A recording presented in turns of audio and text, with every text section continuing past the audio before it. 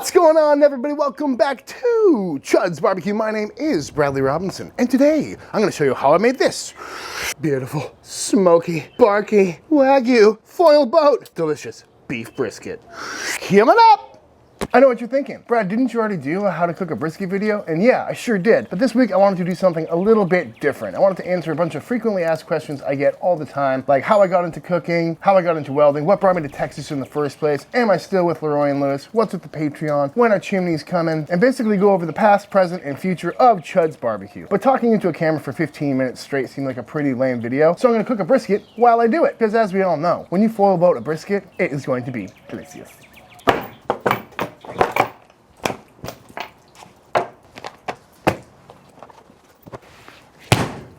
So this whole Chuds bbq journey started for me back in 1995. I was in first grade and I met a little kid named Miles Coburn, who you guys all know as Cockburn. We became good buddies and went through all of our schooling together. Went through middle school, high school, then we went to college together. We were playing in a rock band at the time. That got us interested in the music scene and audio engineering, so we went to college up in Bangor, Maine, pursuing degrees in audio engineering. Then in 2012, we got our bachelor's degrees and it was time to move to a new city with some warmer weather, better music scene, and the live music capital of the world, Austin, Texas, seemed like the right place to be. So one day, we packed up my Toyota Matrix and just drove from New Hampshire to Austin without any jobs lined up, no place to live. We didn't know anyone in town. We were just gonna wing it. So after a couple of weeks of staying in a hotel while we searched for a place to live, we found a house and we've been here ever since. But in that 2-week period, we were obviously getting to know the city, trying the local cuisine, and we went to try J. Miller, which was one of John Miller's food trucks back in the day, and it was on South 1st Street. So we went over to check it out, but he was no longer there, and it just so happened to be the first week of La Barbecue. And that was really my first experience with any brisket, any tender ribs, any house-made sausage, the whole experience. I had no idea what I was walking into because barbecue was not a big part of my life at all. Cooking, not a big part of my life at all growing up in the Northeast. But you hear it all the time. That was the one bite that really changed everything. I remember talking to John Lewis about, how he cooked it, what was really going on, and he explained to me it's just meat, salt, pepper, smoke, thyme on a handmade pit that he built out of a propane tank, and I just thought it was awesome, the whole thing. And it really piqued my interest, so I wanted to learn how to do it myself in the backyard. It seemed like a really cool environment, a really fun hobby to have. So then my sister, for our birthday, got me a water smoker, a little Brinkman vertical pit, and I started cooking in the backyard. It was on that pit I did my first brisket, first rack of ribs, first pork butt, all that good stuff. And it was fine. Again, it was more about hanging out with buddies, drinking beer, making some good meat. But I outgrew that pit really quickly. It wasn't big enough. You couldn't control temperature. It was a perfect starter pit, but after a while, I needed to upgrade. I really wanted an offset, but this was before the Mobergs and the mill scales of the world were up and running. My only option was really to get one from Home Depot or to just build one myself, but more on that later. Again, I couldn't afford anything, so I just got a Weber kettle and started cooking on that, which was a big improvement because at least I was cooking with fire. I was using a lot of charcoal and wood chunks, that whole thing. And that was a big change for me because then I could actually get good flavor, could control temperature, get that nice blue smoke. And yeah, if you go back in time on my Instagram, the first 20 or 30 pictures are all briskets and ribs and things I cooked on a Weber kettle. While I'm cooking,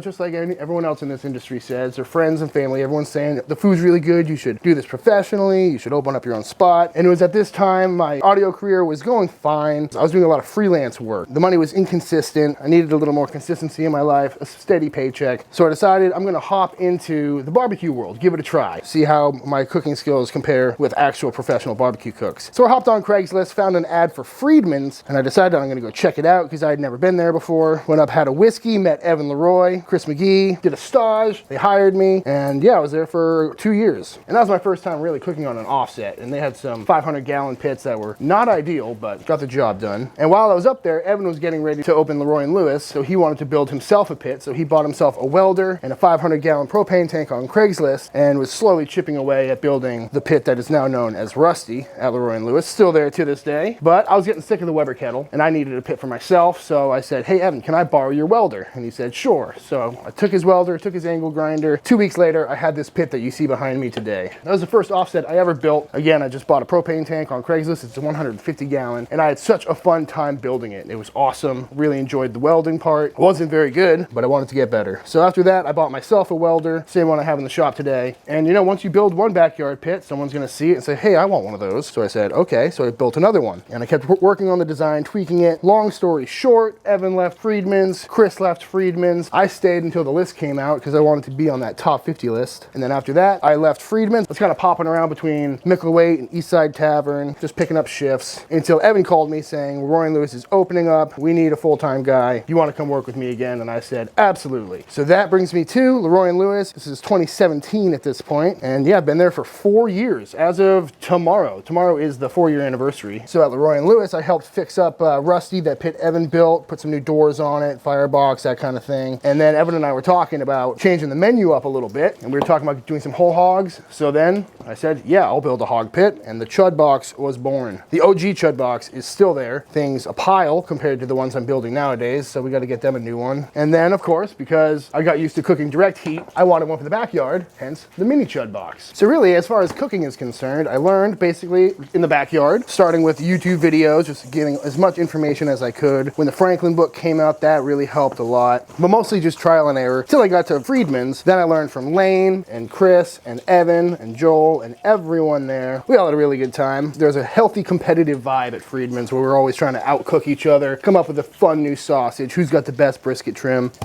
But one thing that really helped me a lot was after Evan and Chris left, I'm sitting there, I'm now running the kitchen, head chef, head pit master at this barbecue place that has a pretty great reputation, and the Texas Monthly Top 50 list is about 9-10 months away. And I knew that if Freedman's didn't make the list while I was in charge, those guys would never let me live it down. So at this point, I'm, you know, a year and a half into my cooking career in general, and I'm running the kitchen, which was terrifying, no training, but I decided I'm gonna cook every brisket, every rib, trim every brisket for the next 10 months. Just to make sure that we can make that list. Trimming and cooking 40 briskets a day, 6 days a week for 9-10 months. That's really when I cut my teeth as a pit master. Really got good at running a smoker, trimming a brisket, all that good stuff. And that kind of experience is invaluable. Hard to replicate, but just like anything else, repetition is key. So all the while, at Freedman's, at Leroy and Lewis, I'm still welding in the garage, working on Chud boxes, making new smokers. I'm selling a few here and there, just the backyard models, the early version of the Chud Pit 65. And basically I was just trying to build things that I wanted, right? There was a market for backyard barbecue pits because I couldn't find one that I liked, so I had to make one. And there's a lot of people out there that want a quality smoker that don't want to get something from, you know, Home Depot. So that was kind of the market I was aiming for. As far as smoker design, I started with the propane tank because it was the easiest thing to find. I basically cut the end off of the tank and used it as the firebox. This is a 150-gallon propane tank. And this thing cooks like a dream. I've had it for 5-6 years now, and no complaints. Some of these welds are just atrocious, but for a first build, old Cockburn and I did it in the backyard of our old house. Cooks great, hasn't fallen apart yet. And if you're interested in the updated version of this pit, it is known as the Chud Pit 115 nowadays and has a lot more features. So at this stage in my story, I'm working at Leroy and Lewis very full time. And I gotta say, being a part of a 7-person small food truck, trying to redefine what barbecue can be during a global pandemic, whew, it's been a journey. They're all my best friends. You know, Evan, Sawyer, Matt, Clayton. We've been through a lot together. A lot of ups, a lot of downs. There's no other restaurant in the world that I'd rather work at. And I've learned so many valuable skills there. That's where I learned how to butcher, where I perfected how to make sausage, all these unique cuts, cheeks, tongues, learning how to cook those. It's been a lot of fun. And if you want to know more about what we're up to over there, be sure to head over to the Leroy and Lewis Patreon page where we're putting out videos every week. So at Leroy and Lewis, I spent most of my time in the kitchen, doing most of the butchery, breaking down the hogs, trimming all the beef cheeks, trimming all the briskets, rendering the fat, making whatever side dishes Evan throws at me. I was telling him the other day, at Freedman's, I learned how to be a pit master. At Leroy and Lewis, I learned how to be a chef. So I'm working 6 days a week at Leroy and Lewis, and every time I have an off day, I'm building smokers in the garage. It's a nice little side hustle.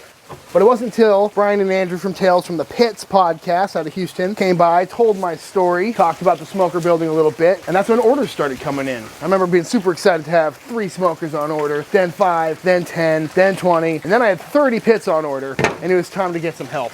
Enter Cockburn. Ooh, bunch of wieners. So about the same time I left my audio career to pursue a life of barbecue, old Cockburn here left at the same time and decided to pursue bartending. He worked at Freedman's with me. He was running the bar, I was running the kitchen. It was a grand old time. He then moved on to work in some of the best bars in town before landing a job as a brand representative for some really nice scotch. So Cockburn, what made you leave your cushy job of traveling the world and making delicious bar programs to come do this dirty, dirty work?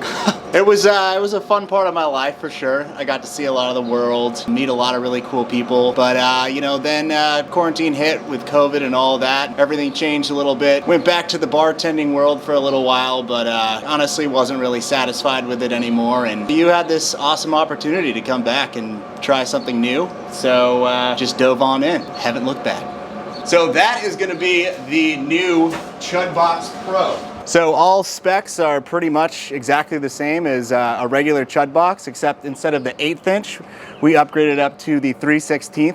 So definitely a lot more heat retention. And then we also added an insulated bottom, which you can't really tell. It looks pretty much the same, but there's a big plate on the bottom, and in between the plate and this 1.5 inch square tubing here, there's a nice layer of insulation, which should just help that heat purr.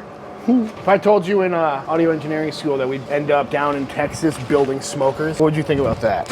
Even if you just said we'd end up down in Texas, I wouldn't believe it. But no, it's just weird how life works out. Well, we always knew we'd end up doing something on our own, but wouldn't have guessed this. Yeah, this has been the most fun I've had in a job in probably my whole life. I get a final product, not just a margarita that some drunk customer takes away and throws up in the bathroom that I then have to clean up. That was one time.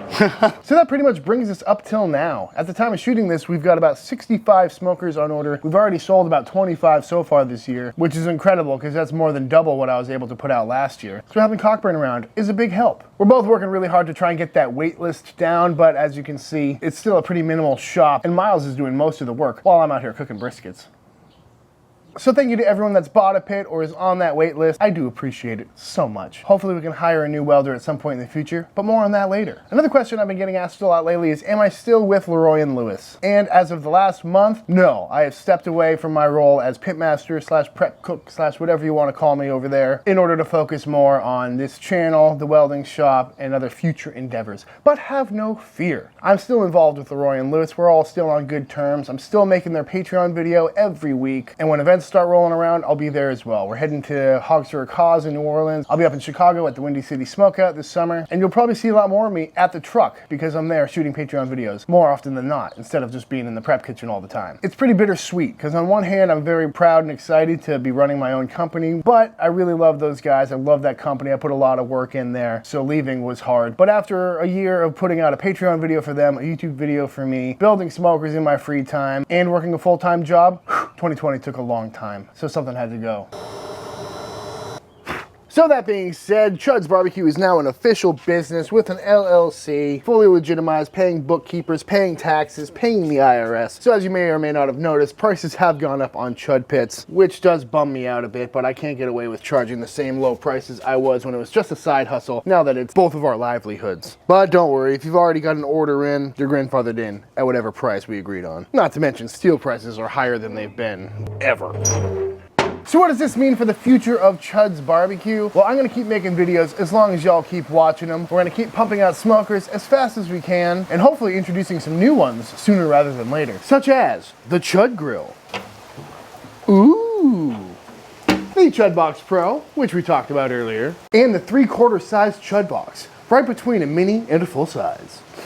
We're also gearing up to release shipping options for the tortilla press as well as the Chud chimney. So in the next few weeks, I'll be releasing videos all about that. And eventually, I'd really like to move this welding shop out of my house into a professional environment so we can start shipping our smokers as well. But that's where y'all come in. I've created a Patreon page for Chuds BBQ where you can help support us and help us reach our goals. And if you want to support us and keep these videos coming, get shipping even faster, that's the best way to go about doing it. But Patreon is not just a donation. There are 3 tiers, $5, $10, and $20 a month. Each tier has a different benefit, different perk. We're gonna be doing a lot of live streams, a lot of behind the scenes bonus content, and mostly we're gonna be doing a lot of giveaways, whether it's Chud rub, charcoal chimneys, tortilla presses, exclusive merch. That's gonna be the place to get that. And each tier gives you one more chance of winning. So first tier is 1 chance, second tier 2 chances, and the third tier gives you 3 chances to win. So hopefully we're gonna be doing 2 or 3 giveaways per month for Patreon members, because we wanna give back to you for helping support your local Chud.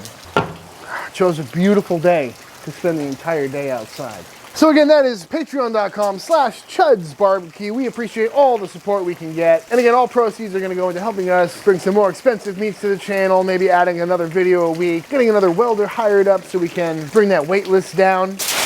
But also, let me know in the comments below what you'd like to see at each tier. If you got any suggestions for perks, I am all ears.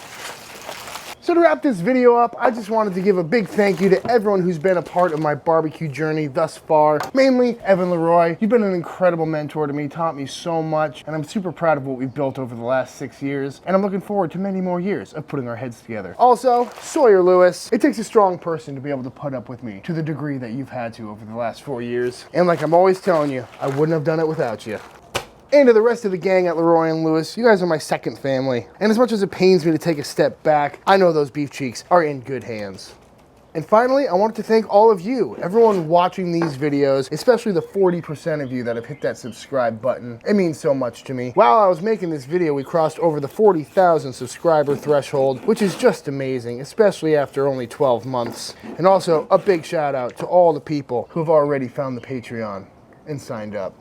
So to all of you guys, this slice of fatty brisket is for y'all. Ooh. Yes, please. Not gonna lie, I'm pretty excited about this one. Ooh, yep, that's a good looking pile of brisket right there if I ever saw one. Nice and juicy. That Wagyu beef. Gotta love HEB. And now, after listening to me rant for a solid 15 or so minutes, I think it's time to let this brisket speak for itself.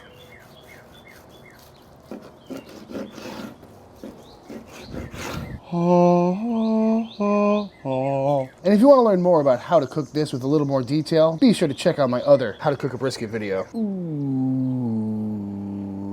All right, y'all, and that is it. That is how to smoke a delicious brisket while telling the story of your career. I know it's not my typical style of video, but if you enjoyed it, be sure to let me know by hitting that subscribe button. And if you'd like to see more content like this in the future, let me know in the comments below. Cockburn was supposed to be out here tonight sharing some thoughts, but he had a bit of an accident in the welding shop this afternoon and had to go home a little bit early. So more info about that on the Patreon. But let me know in the comments below what you'd like to see me cook next. Head over to chudsbbq.com for all prices, wait lists, and everything Chud Pits. And until the next time I see you, please go cook something outside. Peace!